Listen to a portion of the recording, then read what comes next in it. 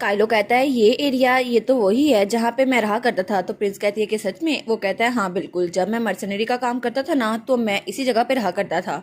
वो कहती है अच्छा तो फिर ऐसा है, तो फिर आप किस तरह रहा करते थे, मुझे कुछ तफसील बताएंगे? तो वो कहता है जब मैं वहाँ रहता था तो हमारी सोचती है अरे हाँ, काइलो को तो ये बात करना पसंद ही नहीं है, और पिछली बार जब मैंने उससे पूछा था तो तब भी उसने कहा था ये आपके सुनने के लिए ठीक नहीं होगा, लेकिन मुझे लगता है उसके लिए बोलना बहुत ज़रा मुश्किल होगा। तो तब वो कहती है कैप्टन अगर आप बताना नहीं चाहते तो कोई बात नहीं, मैं आपकी बात समझ सकती हूँ, आप ना बताएं फिर भी अगर आपका दिल करे तो आप मुझे बता सकते हैं, लेकिन अगर आपको मुश्किल हो रही है तो कोई बात नहीं, मैं फोर्स नहीं करूंगी और मैं भी आपके लिए वेट करूंगी, जैसे आप मेरे जवाब का इंतजार करें ना मैं भी आपके लिए इंतजार करूंगी। तो काइलो कहता है सच में? और वो कहती है ऑफ कोर्स, लेकिन अगर आपको कभी बात करनी हो तो मैं यहाँ पर हूँ, आप मुझसे बात कर सकते हैं। तो वो कहता है लेडी सेंट? तो वो कहती है जी जी। तो वो कहता है क्या आप मेरे साथ वॉक पे चलेंगी? और उसके बाद वो लोग वहां से गुजर रहे थे। तो काइलो कहता है मैं आपको एक नाइट के तौर पर ही बताना चाहता, मैं आपको काइलो ग्रे के तौर पर बताना चाहता हूँ। मैं यहाँ पर तब रहा करता था जब मैंने अपना घर छोड़ दिया था, और तब मुझे जिंदा रहने के लिए बहुत सारी चीज़ों की जरूरत थी, और मैं बहुत ज़्यादा मार भी खाया करता था चीज़ें चोरी करते हुए। लेकिन एक दिन एक मर्सनरी मेरे पास आया और उसकी वजह से मैंने अपनी लाइफ की नई शुरुआत की, और तब से मैंने मर्सनरी का काम शुरू कर दिया। लेकिन उसकी वजह से मुझे बहुत ज़्यादा चोटें भी लगती थी और ये बिल्कुल भी आसान नहीं था। लेकिन एक दिन मुझे कोई मारने वाला था, लेकिन जिसने मुझे गोद लिया था उसने मेरी जान बचाई और उसने उस आदमी को मार दिया, और फिर उसने मुझे खड़े होने में हेल्प की। तो वो कहता है क्या तुमने फिर से अपना गार्ड डाउन कर दिया था, वो तुम्हें मारने वाला था? तो काइलो कहता है नहीं सर। और इस तरह उसका हर दिन सर्वाइवल के लिए स्ट्रगल करते हुए गुजरता था, और उसके पास कोई भी आरइश नहीं थी, लेकिन उसके पास कोई था जो हमेशा उसके साथ रहता था, और वही मर्सनरी जिसने उसकी हेल्प की थी। वो कहता है तुम तो बड़े होते जा रहे हो, अब तो तुम्हें खुद काम करना होगा। वो कहता है जी जी, लेकिन मर्सनरी होने के बजाय वो हमेशा हमेशा उसकी तरफ स्माइल करके देखते थे। तो काइलो कहता है मैं आपको रिपे करूंगा। वो कहता है क्या तुम मुझे रिपे करोगे, अभी तो तुम छोटे हो बच्चे। लेकिन कुछ अरसे बाद जब मैं थोड़ा बड़ा हुआ तो तब वो भी मर गए मेरे सामने। उस दिन बर्फबारी हो रही थी, लेकिन मेरे पास और कोई भी नहीं था, और वो ऐसी जगह पे मर गए। और तब वो कहता है उस दिन मुझे लगा शायद मेरे पास रोने के लिए बिल्कुल भी टाइम नहीं है और ना ही गम मनाने के लिए, लेकिन मुझे ऐसा लगा था मेरे दिल में कुछ खाली हो गया है। तो हमारी सोचती है काइलो जैसे कह रहा है ना, तो मुझे लगता है कि वो उसको बहुत ज्यादा पसंद करता था, क्योंकि काइलो के पास इकलौता वही इंसान था जो उसके साथ रहता था। तो काइलो कहता है योर हाइनेस, ये जगह वही है जहाँ पे वो आखिरी बार दफन हुए थे, और मैं आपको उनकी ग्रेव पर लेकर आया हूँ। तो हमारी कहती है क्या ये जगह? तो वो कहता है जी बिल्कुल, वो यहीं पे आराम कर रहे हैं, मैं आपको उनसे मिलवाने के लिए लाया हूँ, क्योंकि वही थे जो मेरी जिंदगी में बहुत ज़्यादा इंपॉर्टेंट थे।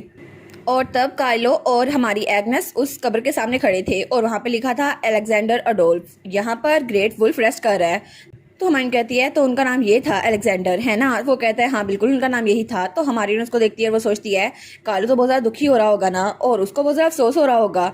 लेकिन काइलो उसकी आंखों में हल्के से आंसू आ रहे थे। वो सोचती है मुझे क्या करना चाहिए, क्योंकि काइलो के लिए मैं अभी क्या ही कर सकती हूँ। और तब उसे गले लगा लेती है। तो काइलो कहता है क्या योर हाइनेस आप ठीक तो है ना? वो कहती है मैं तो बस आपको कंफर्ट करने की कोशिश करी थी ना, प्लीज इसे एक्सेप्ट कर लें। और फिर वो कहती है क्योंकि वो तो आपके लिए एक फादर की तरह थे ना, वो आपके लिए फादर फिगर थे। तो हमारा काइलो उसकी तरफ देखता है और तब वो कहता है जी बिल्कुल, वो मेरे लिए फादर फिगर ही थे। और फिर वो कहता है योर हाइनेस ये, और तब वो उसको चेस का एक पीस देता है। वो कहता है ये चेस का पीस उन्होंने मेरे लिए खुद बनाया था, और इसमें उन्होंने कोई भी हिडन मोटिव शामिल नहीं किया था, ये स्पेशली उन्होंने मेरे लिए गिफ्ट प्रिपेयर किया था, और ये पहली बार था जब मुझे किसी ने बिना किसी मकसद के कोई चीज़ दी हो, और मैं इसको अब तक संभाले हुए हूँ।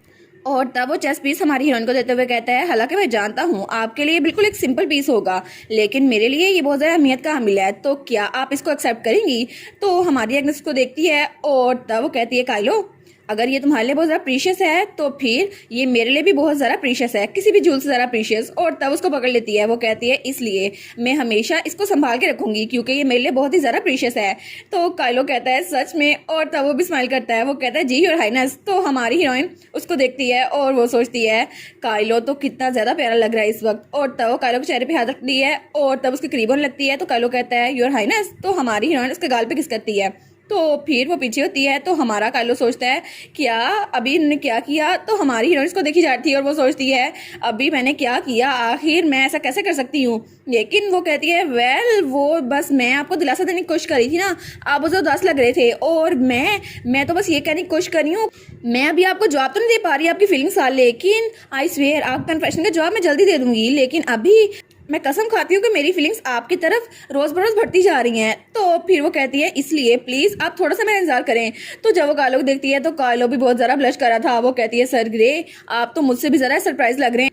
तो हुमायूं कहती है अच्छा सॉरी मुझे लगा शायद मैंने गलती कर दी है। वो कहता है नहीं नहीं कोई गलती नहीं की। लेकिन वो सोचता है अभी जब उन्होंने मेरे गाल पे किस किया तो मुझे वही बात याद आ गई जब उस दिन पार्टी के बाद उन्होंने मुझे किस किया था। और वो सोचता है अगर पिछली बार भी कोई मिसअंडरस्टैंडिंग नहीं थी तो इसका मतलब है वो मुझे सच में पसंद करती हैं और मेरी इल्यूजन उनकी तरफ और ज़रा खूबसूरत होती जा रही है। और पहले भी हर हाइनेस सिर्फ मेरी तरफ देख रही थी, उन्होंने रेमंड का नाम भी नहीं लिया था। तो इसका मतलब है कि वो मुझे पसंद करती हैं, है ना। तो बस मुझे उनके लिए इंतजार करना होगा। हालांकि अभी भी उनकी आंखें सिर्फ मेरी तरफ देख रही हैं। और तब वो स्माइल करता है और फिर उसके हाथ को पकड़ता है और उसकी रिंग फिंगर पे किस करता है। तब कालो कहता है अभी आपके अल्फाज मेरे लिए काफी हैं क्योंकि मैं आपका इंतजार कर सकता हूँ। तो हुमायूं कहती है कि सच में। और तब वो भी स्माइल करने लग जाती है। वो सोचती है आज का दिन तो सबसे ज़्यादा परफेक्ट था, पहले भी ज़्यादा परफेक्ट, लेकिन मुझे यही लगा था क्योंकि ये दिन और परफेक्ट नहीं रहने वाला था। और तब वो लोग जब वापस आ गए थे तो वहाँ पे कोई भागता हुआ आता है। वो कहता है कमांडर जल्दी आए, इमरजेंसी है, एक रैप्चर ईस्टर्न रीजन में अपेयर हो गया है जिसकी वजह से मॉन्स्टर वहाँ से निकल रहे हैं। तो हमारी कहती है क्या। तो कालो कहता है जल्दी करो, सारे नाइट ऑफ ऑर्डर को इकट्ठा करो, हमें वहाँ पर जाना होगा ताकि लोग को बचा सके। तो हमारी एग्नेस कहती है क्या वो रप्चर वो रिफ्ट इतनी जल्दी ओपन हो गई, लेकिन कैसे, अभी तो उसमें बहुत ज़्यादा टाइम था ना। लेकिन मुझे तो अभी तक रैली को खोलने का तरीका नहीं पता, तो अब हम लोग उसको कैसे बंद कर सकते हैं। और अगर हमें उसे बंद करने का तरीका नहीं पता तो काइलो क्या मुझे फिर से काइलो को खोना पड़ेगा। और इसी सस्पेंस के साथ सीजन 2 वो भी यहीं पर खत्म। और काइलो और एग्नेस की स्टोरी अब आगे कैसे बढ़ेगी वो तो सीजन 3 में ही पता चलेगा। सीजन 3 जब आएगा मैं उसको एक्सप्लेन जरूर कर दूंगी, लेकिन हर हफ्ते सिर्फ एक एपिसोड आती है तो वो तो बहुत ही ज़्यादा लेट हो जाएगा। मजीद आप लोग को ये पूरा मानवा इसका सीजन 1 और सीजन 2 कैसा लगा और आपका इस पूरे मानवा में फेवरेट कैरेक्टर कौन सा था। मेरा तो काइलो था ऑफ कोर्स। और आप लोग का फेवरेट कैरेक्टर कौन सा था।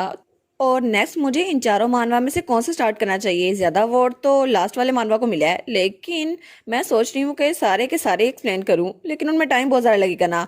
तो सबसे पहले वाला मानवा उसमें हमारी हीरोइन वो टाइम ट्रैवल करके वापस जाती है क्योंकि पहले उसका भाई जो कि उसे बहुत ज़्यादा पसंद करता था उसकी याददाश्त चली गई थी और उसकी वजह से उसे टेम्पल जाना पड़ा जहाँ पर उस पर एक्सपेरिमेंट हुए थे। लेकिन तभी उसके पास कोई आया था जो कि हमारा मेलेट था और उसने उसे टाइम ट्रैवल के लिए एक माना स्टोन दिया था जिसकी वजह से वो टाइम ट्रैवल करके उसी वक्त में वापस आ गई जब उसके भाई की याददाश्त गई थी। फिर उसने अपनी डेस्टिनी चेंज करने का सोचा ताकि उसके साथ दोबारा वैसा ना हो और उसके भाई के साथ भी बिल्कुल भी वैसा ना हो।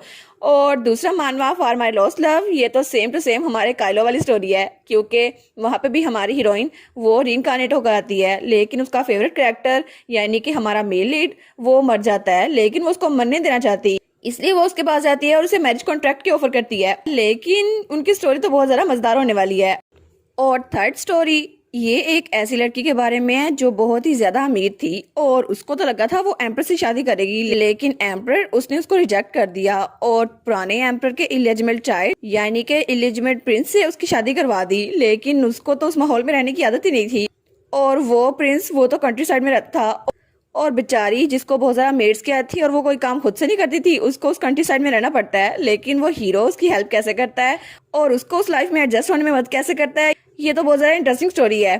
और फिर father I don't want to get married जिसके सबसे ज़्यादा वोट आए हैं, ये तो सबसे ज़्यादा ज़बरदस्त कहानी है। इस कहानी में कुछ ऐसा होता है जिसकी वजह से हमारी फीमेल लीड को स्टार्ट में ही जेल में जाना पड़ता है, लेकिन उसका डैड वो उसके हाथ में खंजर पकड़ाता है ताकि वो अपनी हिफाजत कर सके। लेकिन कुछ गलत फहमी की वजह से वो सोचती है उसके डैड ने उसे अपनी जान लेने को बोला है और वो अपनी जान ले भी लेती है, लेकिन पता नहीं कैसे वो दोबारा से टाइम ट्रैवल करके अपनी टीनेज लाइफ में रहती है और तब उसकी स्टोरी दोबारा स्टार्ट होती है जिसकी वजह से पता चलता है कि उसके डैड सच में उसे मारना चाहते थे, वो तो उसकी बहुत ज्यादा फिक्र करते थे।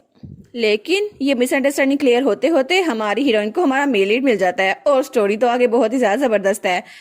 तो आप लोग बताना आपको इन चारों स्टोरीज में से कौन सी स्टोरी ज्यादा फैसिनेट कर रही है, तो मैं उसी को एक्सप्लेन करूंगी। तो काइंडली चैनल को सब्सक्राइब कर लें और वीडियो को लाइक लाजमी कर दिया करें और अपना बहुत सारा ध्यान रखिएगा। Bye bye.